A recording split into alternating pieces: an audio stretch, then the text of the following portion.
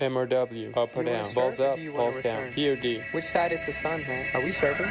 Wait, which way is up? Spin the Racket. Welcome back to Spin the Racket, the recreational tennis pod, covering everything from the Pro Tour to the everyday league player. I'm your boy G. I'm Lou.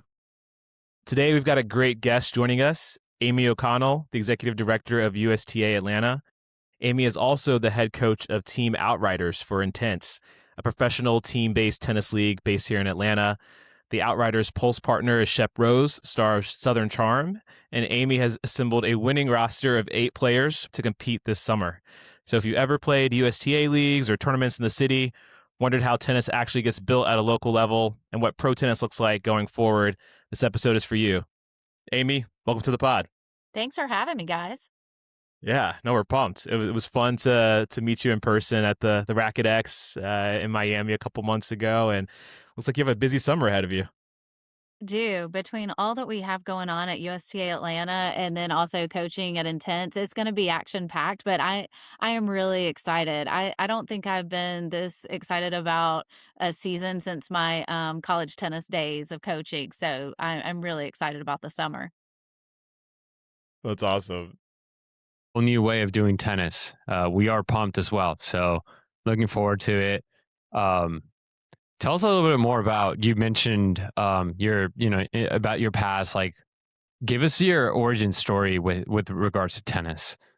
Yeah, sure. I'm one of those rare breeds of Atlanta that I was born here. Parents, grandparents, everybody's from Atlanta, lives in Atlanta, and I got started in the greatest tennis city there is, So my mom is actually who introduced me to the sport. She ran a tennis center in South Cobb called Sweetwater Tennis Center, and she is who introduced me to the sport, and I started playing in USTA tournaments when I was a kid, and played a lot of sports growing up, but tennis is the one that I just truly loved, and thought, hey, this may be the way I get to go to college, so that was the goal. And I played collegiately at the University of Tennessee and ended up transferring, though I love my time at UT, but transferred to Georgia Southern and had a great experience there just as a student athlete. And after I graduated, I was a tennis pro at the Landings Club in Savannah.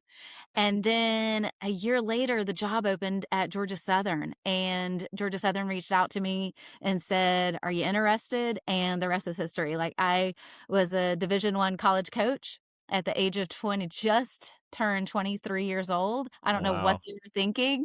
But that was the time of my life. I was a Division I head coach for 10 years. I was the youngest at the time in any head coach in the country in any sport, which was kind of crazy.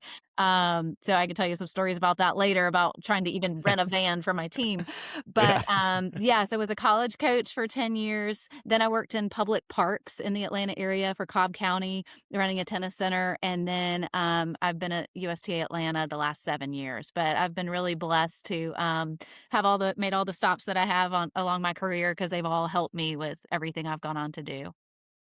That's pretty cool. I don't think I realized that you were coaching for that long and at that level. That's pretty neat, and especially to start that young, where you're probably not even like 2 or 3 years older than some of your players. That's right. There were some girls on the team that were actually teammates of mine. When I was a senior, they were freshmen or sophomores. And so having to kind of turn that switch between teammate to coach, that's a crazy time. Now, as I got older, that got a little easier. I got older and they all stayed the same age, but yeah, that's such an interesting dynamic, but we made it work. That's awesome. What's it like going from player to coach, just, personally, and trying to think about, obviously you have a great tennis game, I'm sure, kind of growing up and playing the sport, but what's it like to teach others, to coach, to kind of get them to think the way you want them to? Yeah, I mean, I'm so glad I had the experience as a player at that level, to play Division I, to experience SEC tennis, Southern Conference tennis. But that all kind of changes. You still take your experience with you, but when you go into coaching, it's more of about communicating and how you can communicate to your players. And also, sometimes you're communicating differently to different players. You're motivating them in different ways and doing different things for different game styles. So there's a lot that happens. Not everybody that's a great player player is a great coach, and not everybody that's a great coach was ever a great player. So to me, it comes down to those communication skills and really learning about your players and what they need and how to work together to accomplish their goals.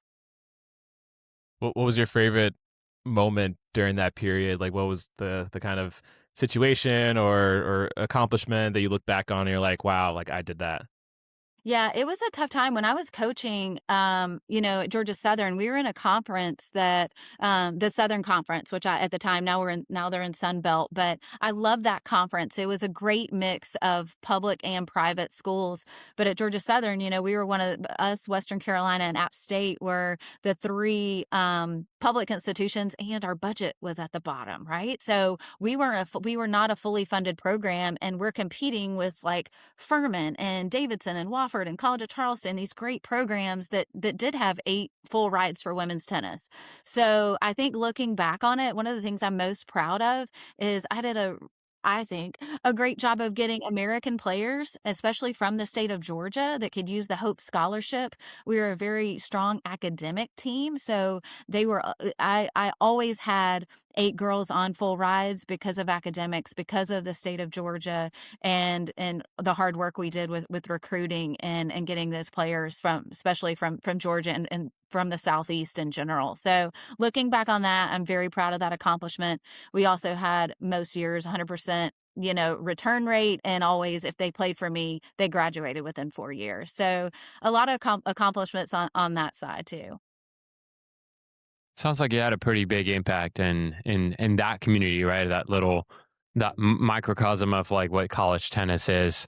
What would you say is like a biggest lesson you've learned from coaching that translates into how you go about your day to day today? Yeah, so now I'm the executive director of USTA Atlanta, and we're the largest community tennis association in the USTA network. We have a ton of players, thousands and thousands of players. It's wild. And you pull back the curtain. I always joke, you pull back the curtain and there's 7 employees. There's 7 of us. And to be able to pull off what we pull off is crazy. And I don't think people realize that. So I think the biggest thing that has translated from my college tennis career, from being a player to being a coach and to now as my role as executive director, is my staff, we're a team. And we all chip in with everybody's projects. We all know how to, help each other, and we work together. Everybody's very motivated, but my staff is a team, and that's one of the things that I think that has helped propel us these last 7 years. Our organization has grown, but it's because of the people that I have. I have a bunch of rock stars that work with me, so that's been the biggest thing that I think I've learned and that has helped me. Yeah, that is cool. I feel like I've been a USTA member since I was 11 years old when I first started playing tennis, and yeah, I don't think I realized how lean the team is that's kind of running behind the scenes and putting on all these tournaments and leagues and combo doubles this and that. It's an impressive organization. Help us clear the air, because this is maybe part of my question here is, what's the difference between USTA Atlanta? I know there's USTA Georgia, Southern, and then National. How do you divide that? Yeah, I get that a lot. We get people showing up at our offices confused. It is kind of crazy. So the way I describe it is you have the USTA, the national organization, their headquarters in Lake Nona. There's also the US Open. It's kind of its own entity. Yes, it's part of the USTA, but that US Open tournament, guys, I mean, it's amazing. It is a show, and all the TV revenue, the ticket sales, the honeydews, the sponsorships and everything, all the money that's generated at that tournament, the USTA, once things kind of sort their way out, the USTA does a great job of using that funding to trickle down all the multiple levels. So you've got the national organization that's the governing body of tennis. You've got 17 sections across the country. So we're part of the Southern section. So there's 9 Southern states. I love our section. I think the best thing about our section is our people. The weather helps too. We've got great tennis weather, but it's just a great section to be a part of. And I've enjoyed, being a player, going through, my junior tennis days representing Southern at zonals and team competition. So I'm a big fan of the way that we're a part of that section. But then we also fall under our state office, USTA Georgia. And they do a great job of supporting us during the year with things that we need and working together with them. And then you have Atlanta, which is the local level. We service the 7 metro Atlanta counties, and there's community tennis associations in everybody's backyard, but all over the state. And I will say that our state in particular and our section is very CTA, Community Tennis Association focused. So they know that's where the magic happens, and they do their best to support us, whether it's by funding through grants or, helping us promote things, whatever they can do, because they know how important the local level is. So that's kind of how it's structured. But I will say that US Open money does get funneled down through national, through the section, through the state, and to Atlanta so that we can continue to grow the game. Interesting. Okay, that is helpful because there are a lot of different layers there. Lou and I actually met playing USTA, so we were on a 4-5 team at a Bitsy Grant a few years ago. A men's doubles team, and that's how we got connected. Like I was mentioning, there's obviously so many different tournaments and combo doubles leagues and things like that. Whenever we're talking about Atlanta, tennis is always kind of top of the conversation. It's such a big tennis city. How do you measure success when you look at USTA Atlanta? Is it participation rates? Is it access? What does that look like? Very participation focused, right? I want as many people trying tennis and playing tennis. The USTA has a huge goal of getting, 35 million players by 2035. And I think everybody's really, taking a hold of that and doing their best to accomplish that. But yes, participation is a focus, no doubt. But the other thing for me as being part of a community tennis association, it's been very important to me to offer tennis to everybody, every section of our, population, every demographic, every ability level. I don't care if you're old or young or have a disability or where you live, it doesn't matter. I want tennis to be accessible to you. And so that's been one thing we've worked hard to do and hard to offer, is make sure that there is something for everybody in what we offer at USTA Atlanta. That's awesome. It's tennis for all. Yeah. Yep. What do you think is the biggest misconception Atlanta players have about USTA? They think it's expensive. I hate to say it and bring it up, but to play USTA, you have to have a USTA membership. It's $44.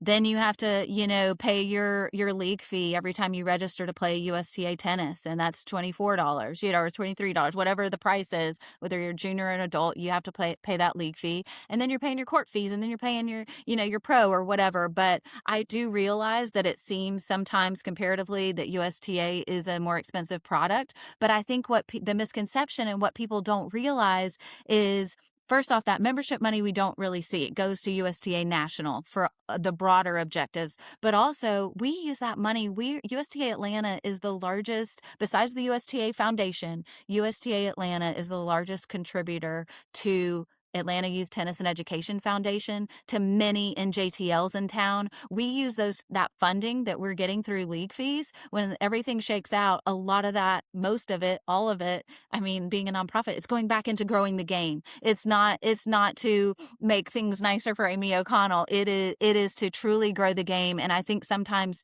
the biggest misconception and things that are said is that USTA is expensive. And while it might look like that starting out the gate, it really does funnel down into growing tennis for all of our categories. Yeah, and I think people are not aware of this. I've taken advantage of it. Like when you sign up for USTA, like the USTA National, you actually get pretty sweet discounts. Yeah, you do. And that's hard for people to realize too. There's so many discounts with the different brands that are out there, from everything from hotels to gear, all of that. So you're exactly right.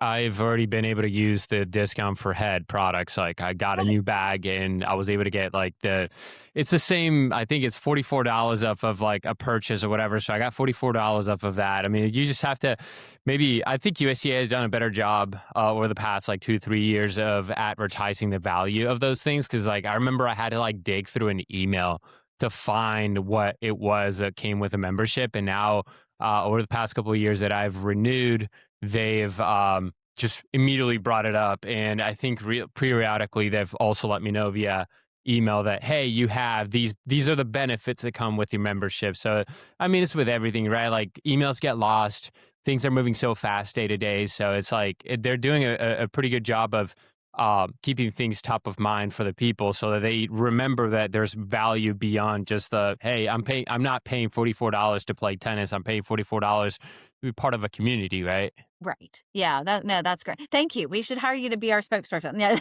that's exactly right. That's exactly right. There is a lot of value to that membership, and I think they're continuing to add things on every year. I'm seeing a lot of new partnerships, so I think there's a lot of value in that membership. But again, I think when you ask about a misconception, that's the first thing I think of. I will say that USTA Atlanta over the last couple of years has offered a lot of what we call non-membership programming, where you don't have to have that membership. Or maybe you don't have to worry about having a rating, things like that. So we have a brewery league, which is sponsored by StillFire Brewing. So we have our StillFire League for tennis and for pickleball. And we have a singles ladder. We have a flex league. There's different things that you can join without that membership as well. Mm-hmm. That's pretty cool. What does the relationship look like between USTA Atlanta or USTA and some of these local parks and recs organizations? So you think about Atlanta, for example, and trying to make our courts better and get people out there. Like, what's that partnership like? mean, we work constantly with all the different parks and recreation systems in our territory. Atlanta Parks and Rec being a huge one. They've got so many courts that are kind of tucked away in the city. I mean, they've got their 5 main tennis centers between Bitsy and Chastain, Piedmont Park, Washington Park, McGee. Those are huge hubs for our league teams. I think several of those that I just listed received big USTA grants for resurfacing. Okay. So I think USTA has really done a great job with through their tennis venue services department of providing grants, as well as our section with our Play It Forward grant that people can apply for. And the city of Atlanta has taken advantage of that. So that's been great to see. So we're constantly working on our relationships with these park system, because they're vital for our league program, but also for grassroots tennis and getting people started in the game. So oftentimes when you see USTA Atlanta hosting a Tennis Apprentice, which is our beginner program, it's happening through Atlanta Parks and Rec. So that relationship is very valuable to us. It's neat. Yeah, I don't think I realized that some of those dollars were flowing into local courts too, and helping to make the facilities better. Yeah, I feel like we're always seeing a lot of activity on tennis courts, whether it's pickleball or tennis or even red ball. I know that's something that the USTA has been pushing recently. Like, could you give our listeners a little bit of an overview on that? Yeah, so red ball tennis is a great way to get started. I think, that's one of the things that pickleball kind of, had an advantage on was, anybody could get out there and do it and be social. And people, you think about it, tennis is hard. That's something that's hard. And that's part of the fun of it in a weird kind of way, that it is challenging, but it's kind of a barrier to entry when you look at people getting into the game, is that tennis is really hard. It's intimidating as an adult, especially in the Atlanta area with things as competitive as it is, to jump right into playing and learning tennis and playing league tennis. So red ball kind of levels that playing ground. So red ball tennis is done on a shorter sized court.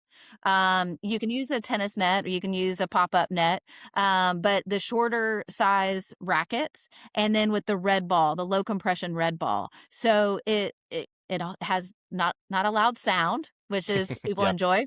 But those low compression balls allow for a lot of rallies, a lot of success right away.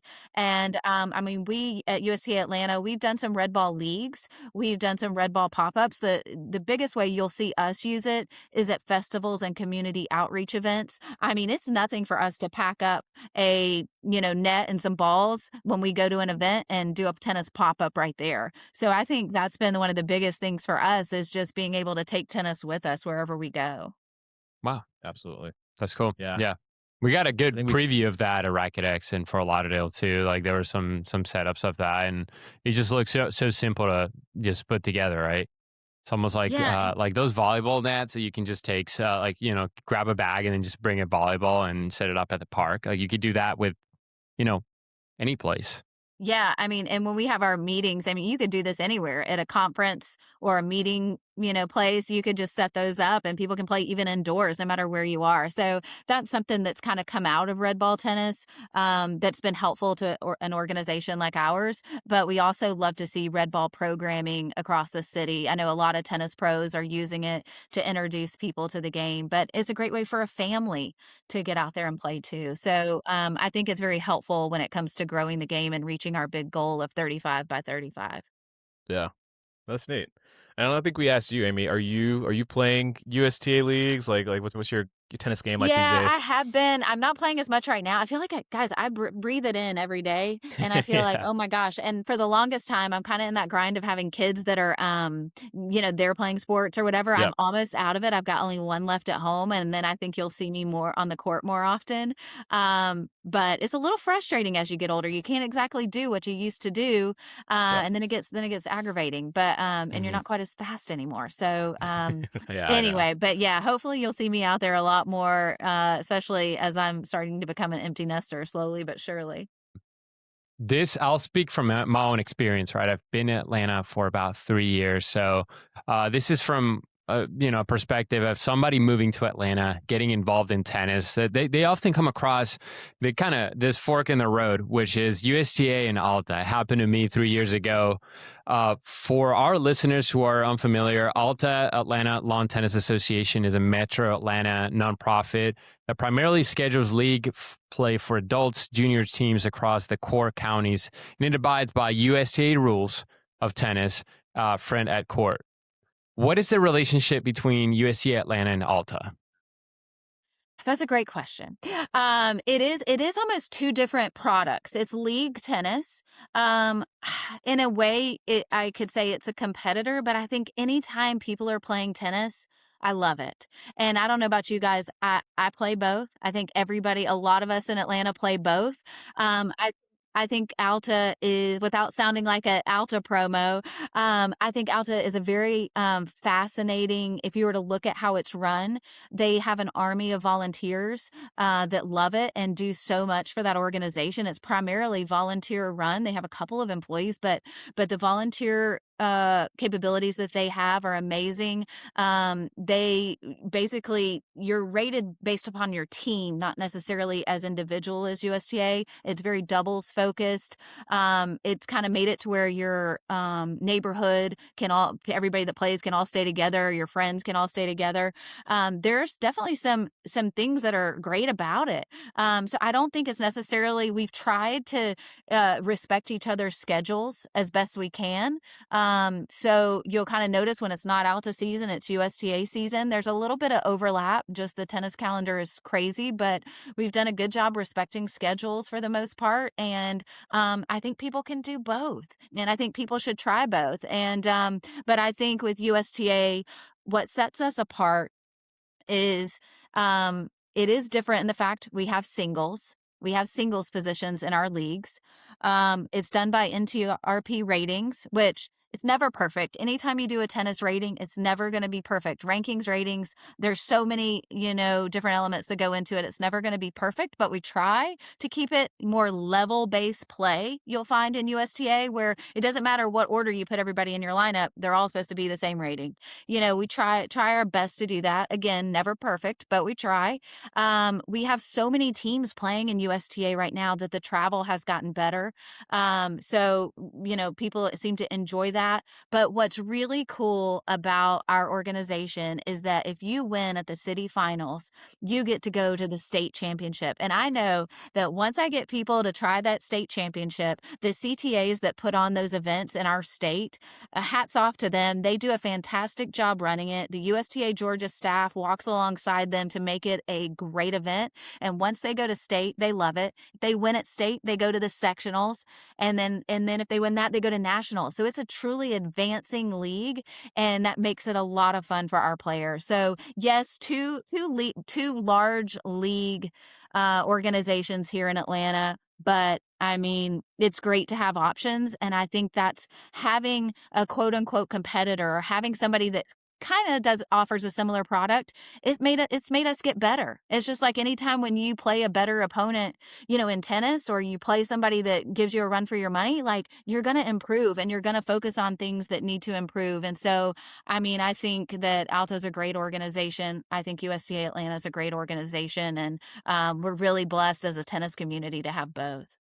Mm-hmm. Yeah, I definitely see it as a win-win on my side as a player, and have more opportunities to play and compete at different levels. And to your point, I mean, there are differences in the product, and I have been able to benefit from going to a state championship with USTA and going to sectionals one year. Haven't made nationals yet, but one day. But it is really fun, to your point, and it is cool to have that path to more competition in different areas. Yeah. Yeah. And I mean, our Atlanta player base, they're fanatics. So they're really into the advancement and, trying to win their division so that they can go on and advance. And like I said, once they play, they're hooked. I know. I know. I feel like the one thing I've always been curious about, I feel like that some of the ALTA leagues have like the more preferential time on court, it seems like. For example, like the men's season, I think we play like USTA like Sundays at like 4 p.m. and like the dead heat, but then like ALTA gets like 9 a.m. on a Saturday or something like that. And I'm just like, why is that? Like, Well, let me tell you, at the beginning of time, way back when, ALTA was actually here first. USTA Atlanta was established here in 1981, but ALTA was here first, hence the better times of the day and the court, everything. Yep. And so we've kind of been strategic about when we offer our leagues, and then you turn around and it's like, it's jam packed with, one of us has a league going on at all times. And like I said, sometimes it overlaps. I mean, there's only Sure. so much you can do, but that's why we didn't Got it. choose Sunday at 4 to put you men in the heat. That's what was there on the calendar. But we hope there's some ways that captains can work around it as far as playing early or start with doubles or whatever. But yeah, it's a tough world out there with the packed calendar that we have. That makes a lot of sense. Yeah, we've grown better for it, right, Lou? Yeah, it's a battle. Yeah, It's a battle for sure. But I mean, I don't complain about the heat. I think it's mainly like it being like a Sunday evening. It's sort of like the Sunday scaries start like creeping in at the end of the week, and I'm like, dang it, it's Monday. Monday is basically Monday. The heat's not an issue for me, but yeah, you got to pick your battles. I think when you're in a place like Atlanta where you have so many options, it's like I think there is a product or a league for just anybody. If you want to play tennis, you're gonna find a way to play tennis in Atlanta. If you had a brand new player that asks you like which one should I join first, like what would your honest answer be for that? brand new player. If they've taken our Tennis Apprentice program and they've had 6 weeks of lessons and they want to like dip their toe into league play, we would either put them in a 2-5 league, maybe in mix to start out, or we would highly suggest our StillFire League. We have a tennis league that's social, that has the beginner level, at multiple cities, multiple facilities across the city that are, fun to theme nights during the week, beer samples, swag items. We provide the balls, we provide pay for the court fees, but it's a great way to meet people and start building a community in a more of a relaxed environment. And we are starting to see more and more of our StillFire players who start out, maybe in that beginner level, and then meet people, really catch that competitive bug and want to play in our adult league program. So we see people in our 2-5 USTA leagues, but we also see them in our beginner StillFire League. Yeah, that is a fun league. I played it kind of way back when it was under a different name, and met a lot of players around the city. And it's fun because it is casual, beer drinking league, but there's also some like really good players in like the advanced league too, and so you get a little competitive as well. So there's enough of that for everybody, which is cool. Yeah, and what's fun is that it ends at the brewery party. And so StillFire Brewing just opened. We just had it last weekend, our end of the season party at their new location in Smyrna. And that brewery is amazing. So Nice. if you haven't signed up for StillFire yet, you should sign up for Summer StillFire just for the brewery party alone because it's Yes. awesome. Yes, say less. That sounds amazing. You might have to check it out, G. Yeah, yeah. Absolutely. Nice. Well, I know, Amy, as we mentioned, you're a coach for Team Outriders this summer with Intense. How did you first get involved with that? I've been following it since it kind of launched here maybe 2 years ago when they were still working out what it was going to be called and how it would work. I knew it was going to be a time-based format. I watched their very first pilot launch at Georgia Tech, and I like, this looks awesome. This looks like fun. It reminds me of college tennis with the team aspect, but they've taken so many of the elements of traditional tennis that are often barriers for a bunch of different reasons, whether it's getting a spectator to sit that long all day to watch it, or, whatever the barrier is, they've taken all these ideas and made it into one product that's truly fun to watch, that builds community, and it's a lot of fun. And so you can tell that as soon as I started watching, I'm like, I want to be involved in this in some way. And so last year we were, a partner of theirs as far as just supporting their league, and we had a USTA Atlanta night there to support them and to come watch our players that attended with us loved it. So this season, as they've expanded a little bit, and I think it'll continue to grow, but this year there's 10 teams all based out of Atlanta, and we'll play our matches anytime from Wednesday through Saturday at the Assembly Movie Studios in Doraville. They'll take that movie studio, turn it into a tennis arena, and that's where the matches will be. But yeah. So when it started expanding, I'm like, I'd love to put my coaching hat back on and get back out there, because it was just an opportunity I didn't want to miss. And I will tell you that I have a very, very supportive board of directors at USTA Atlanta. Obviously, my executive director role, that's my full-time job. That's, what I'm hired to do. I approached them about it and said, hey, I'm thinking about doing this. Would you guys support this? And every one of them are like, do it. This sounds awesome. It would be great for USTA Atlanta. It would be great for Atlanta for you to do it. And so I put my name in the hat, and they did give me that spot. So it's going to be a fun season. Y'all have to come watch.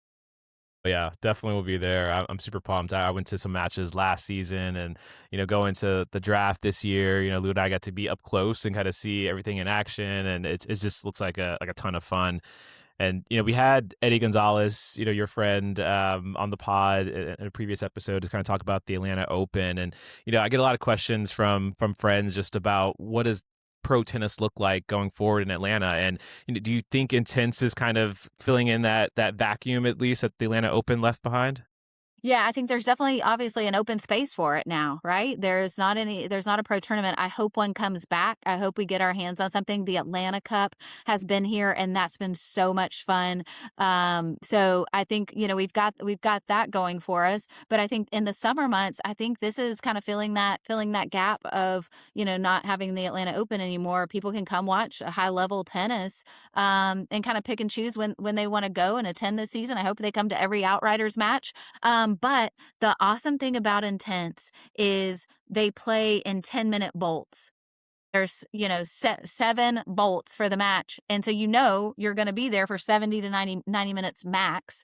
And that's the end of it. And so I think that's been really fun, just from a spectator's point of view, of knowing they're going and they have that a lot of time. But also it's fast paced and it is action, and there's substitutions, people coming in and out. You hit a clean winner, it's 2 points. You get one serve, 14 seconds between points. I mean, they really have a lot of fun, rules in there, and it provides for a great experience.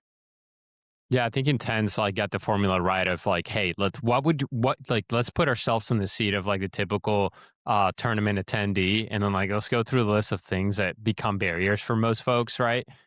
People that are not maybe super dedicated to the sport. Even people that are big tennis fans, it still can be a kind of a drag, right? You don't always have all that time in the world to be able to wait for a super long match, and even for the players too. It's a little bit unpredictable. How do you plan around that? So I think I don't know whoever came up with these ideas, maybe Yannick, or I don't know who all was involved, but it was definitely, I like that they put the spectator first and thought about, if I was dipping my feet into tennis, what would I want to see? How could I enjoy this? What would be fun to me? That's pretty exciting to see that as an entertainment product in the U.S. It's definitely an evolution for the American, just sports enthusiast. It values a certain type of energy.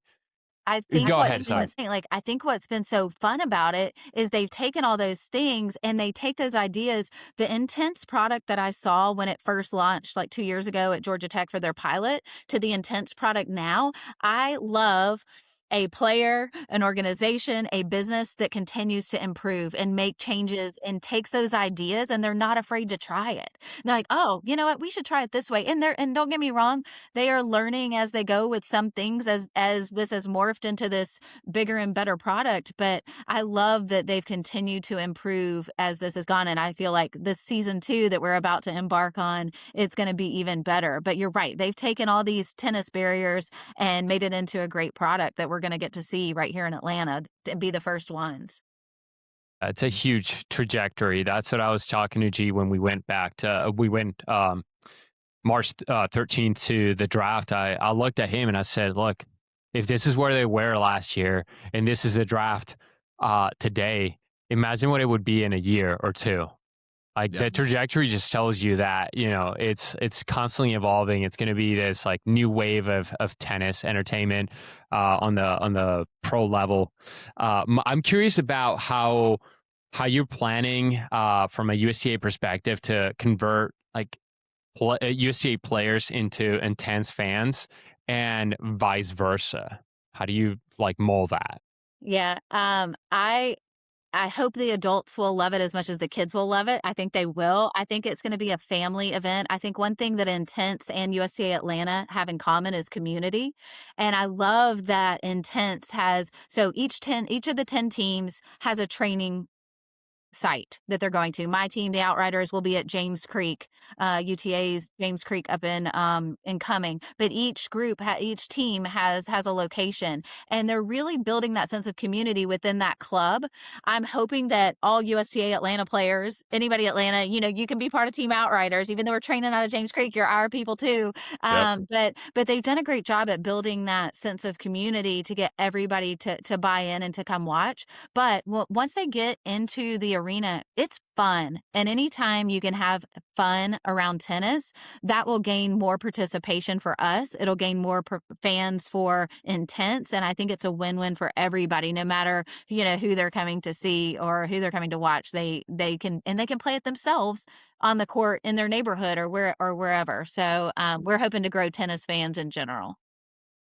That makes sense. Yeah. If you're talking to folks that are hoping to come out and watch some matches, obviously you put together this great team of 8 players. What should folks know about your team and why should they support? Yeah, so I've assembled a great team. I've been so impressed as I've gotten to know these players over the past 2 months. They all get in town May 31st. We start practice June 1st. I've been building relationships with them online, over the phone. I cannot wait. I feel like I'm that first year coach again, waiting for my team to arrive on campus. That's how I feel right now. Yeah. I am so excited to get them here. And I want them to love Atlanta too. I mean, some of them haven't been here. Some of them have. They might have friends and family here. I want them to love our city and get to know our tennis community here. I think they'll be really shocked in a good way.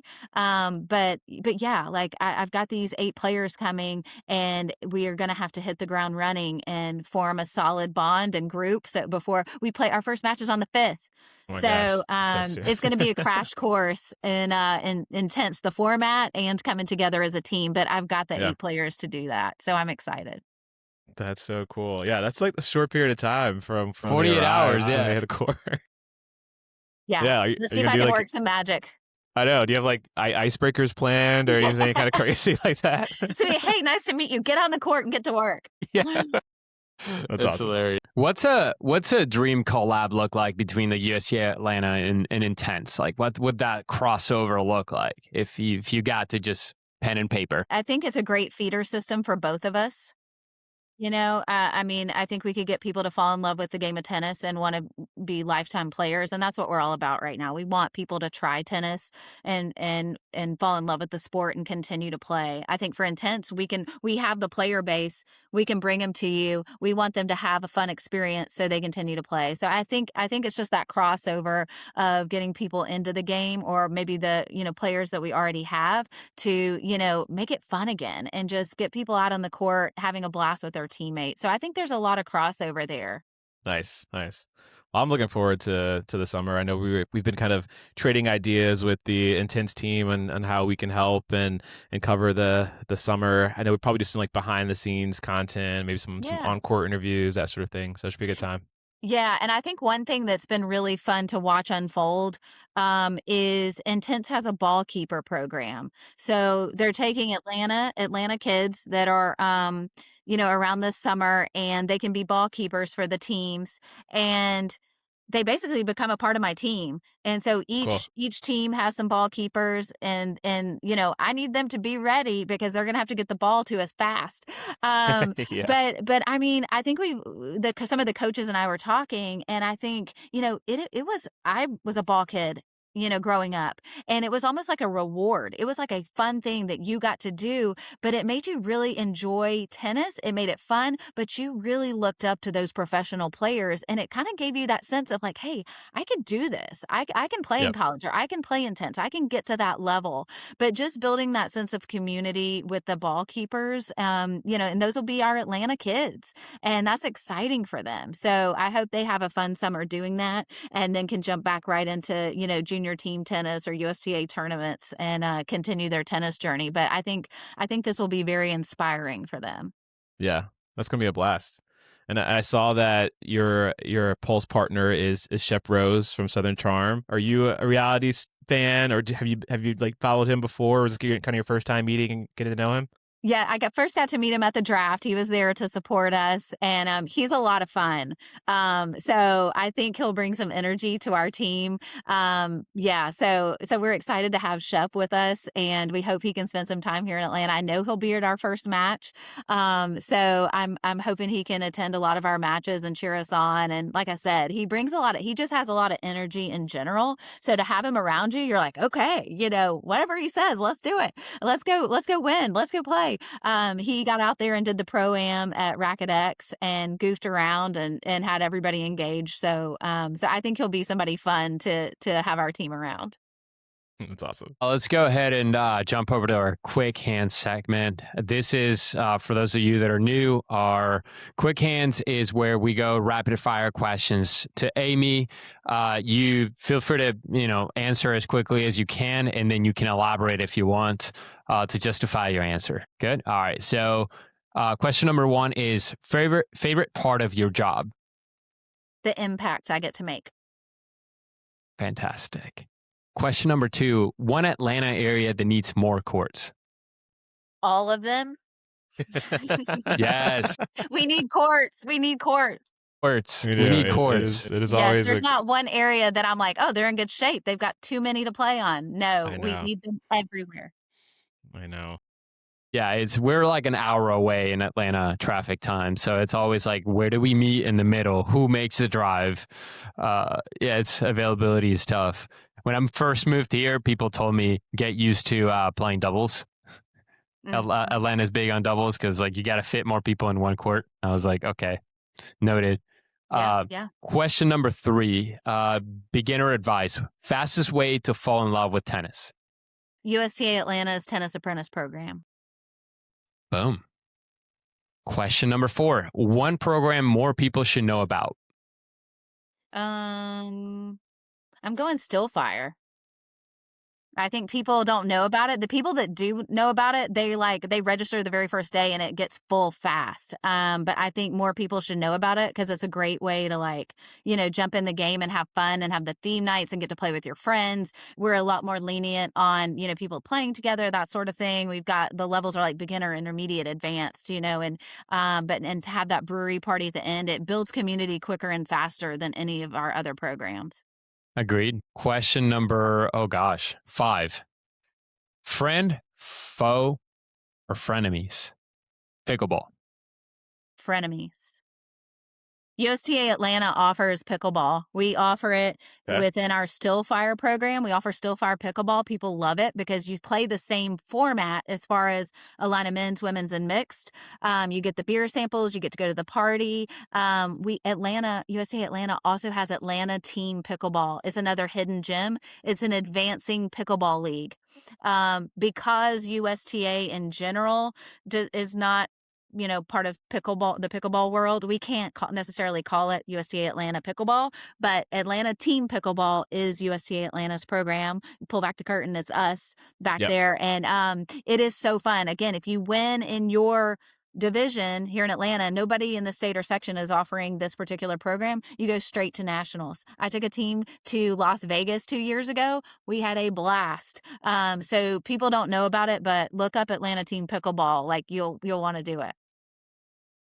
It's pretty cool. But they also take our courts, and so that gets hard for USTA Atlanta. So that's why I say frenemies. It's a turf war. We've had a whole episode on that, or episode or two, maybe. Yeah, we have to be very strategic on when we offer it. We never want to take away from our tennis players. They're our bread and butter. That's what we're focused on, no doubt. But when we do offer Atlanta Team Pickleball, is it days and times where we don't have tennis leagues going on? We're doing it on courts that wouldn't be used necessarily for tennis programming. Like we've been very strategic about how we offer it and where we offer it.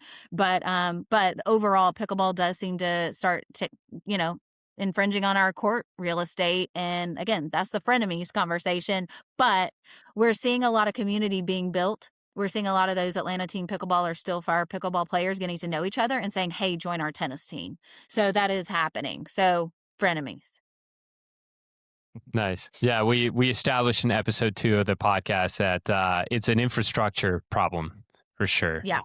But so question number 6, if you could fix one thing about rec tennis culture, what would it be? Rec tennis, like recreation tennis culture? Mm-hmm. If I could fix one thing, it would be ratings. How would you do that? I don't know. AI. Yeah. It's so hard because there's so many variables that come into play. How many times have you gone out to the court and played like trash and you're like, I know I can play better than that. And then there's been sometimes, vice versa. So it's like, it's hard to make it perfect when you've got variables coming into play of all sorts of shapes and sizes. And then you wouldn't believe how many people reach out to me and say, can you help me with my rating? Thankfully, it's at USTA Georgia. We'll let USTA Georgia handle that. So if you have a rating Nice. question, go to them. Go. But it's never going to be perfect, but we try. But there are times when I'm like, gosh, I really wish we could make this work for you. And that breaks my heart. Like, I wish we could let them play with their friends, but to keep it fair, it's gotta be this way. But if I had a pie in the sky wish, I really wish we could make everybody happy with a rating system. Even the best rating system possible would be hard. There would be some flaw. Oh, for sure. You hit the nail on the head when you said like how you can show up. When you talked about earlier in the episode, about the ratings, I would laughed a little bit because I joke with you. I could show up in 2 different days, and it's night and day how you play, and that's just sports, right? So you could show up and play like a 3-5 or show up and play like your level. Like it really, there's so many variables you can't control. Yeah. And then you're on your best day and you're playing like Nadal out there, and then people are calling our office saying this guy's too good. So it's like Exactly. it's difficult. Yeah. You can't please everyone. That's just part of it. One last question just popped in my head. Padel, in or out? Padel, it's in. Okay. Mm-hmm. Everybody that seems to play it loves it. I haven't played yet. Me either. There's not a lot of places to play yet, but it's, I've heard the rumblings for a couple years now about how big it is in Europe, and everybody that I've talked to here that has played it loves it. It's more closely related to tennis than pickleball is. So I think it's really in, guys. I hate to say it. We don't need another racket sport, or maybe we do, but oh my gosh.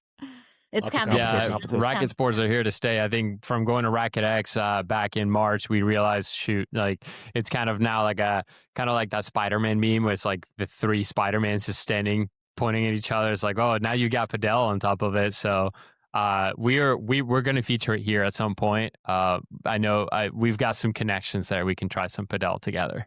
Yeah. All right, Amy, we've made it to the end of the episode. This has been incredible. Thank you so much for coming on and giving us the real perspective on what USTA Atlanta is building, how the system works, and where the game is headed here. Before we let you go, we're going to give you the floor. Where can people find you? What are you working on right now? And what's coming up next? Any message you want to leave the Spin the Racket audience with? Yeah. So May is National Tennis Month. And we're really excited about that. I think, you guys were out last weekend to the City Tennis Open at Central Park. And we've got events lined up all month for people to come try tennis, our current players to get involved. There's so many things on the calendar. Next weekend, our junior team tennis teams are playing at Beaufort City Park in a qualifier on May 15th through 17th. And it's an advancing tournament. The teams that win are getting a bid to state. And we've got we're hosting our first wheelchair tournament through USTA Atlanta at the Falls of Autry Mill, May 16th and 17th. We're partners on an event at Terrell Mill Tennis Centers for first responders.